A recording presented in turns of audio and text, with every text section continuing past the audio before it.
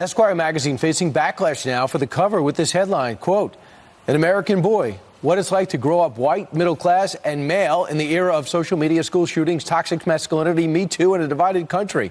Joining us right now to discuss this, who read the article for comprehensive purposes, is Michael Knowles, host of The Michael Knowles Show.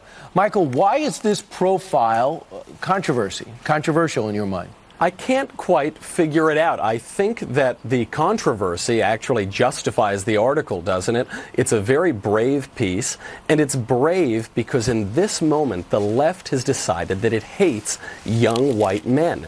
In this era of identity politics and intersectionality, young white men are the one group that the culture permits and actually encourages people to detest, to condemn. We saw this with those Covington boys waiting for their school bus in Washington, D.C. After it turned out that the kids had done nothing wrong, everyone had jumped to condemn them. Right. The senior culture writer at BuzzFeed, Anne Helen Peterson, came out and said, regardless of the video, you should understand why that face caused a visceral reaction in so many. That face, the face of a young white teen boy. They have driven themselves on the left so crazy with the politics of victimhood, the identity politics of race and sex, that they have convinced themselves that there is this one evil category of person. The Yale Daily News, student newspaper, the other day, just ran a piece about how all white, brown-haired young men are evil. This is the consequence, the toxic consequence of leftist identity politics, and I give Esquire a lot of credit for running this timely piece. Well, Michael, you read it, and it is a sympathetic.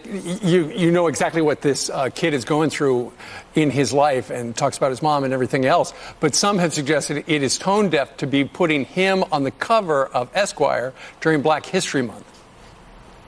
Well, they don't yet have a middle-class teen white boy month, so I don't know what month would be suitable for them to run it. It's not as though Esquire hasn't run covers of black men. They've had two black men at least on the cover in the last year, Chadwick Boseman and Donald Glover. They had at least another two black men the year before, Idris Elba and Pharrell. I think that really what has happened here is the left has found a conclusion, and now they are searching for an argument. The conclusion being we should never have any sympathy for these awful oppressors, the young white men, and the argument now saying that February is an inappropriate month for that. But if they had done it next month, they would have called that one inappropriate too. The problem for the left is the subject, not the timing. Michael, the editor-in-chief of the magazine, says the task of grappling with the world has to be more complicated for kids than it's ever been.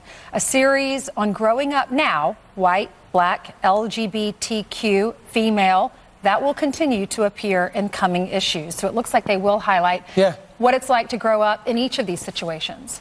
It's a series. Of course, and it's important in this case because, as the article points out, this culture is very confused, and a kid such as this, and all American kids, are receiving very mixed messages. We're told that men and women are exactly the same, there's no difference whatsoever, and yet even men can become women, women can become men, and yet we have to treat women with one very specific attitude and men very differently. We're told race doesn't matter, we're told that we should treat everybody based on the content of their character, and then, as this kid has found out, we're told that certain people should shut up. People who are white and male should not be allowed to hold opinions based on the color of their skin or their sex, as though their opinion were not determined by the content of the opinion itself. They're working through these questions, and I think it's wonderful that Esquire is shining a light on it. It's interesting because, you always try to find something with an angle, and his angle is he's natural. He's just a normal kid. He likes to hunt, doesn't like sports, likes video games, wants to be an engineer, doesn't want to go to college, just the normal stuff.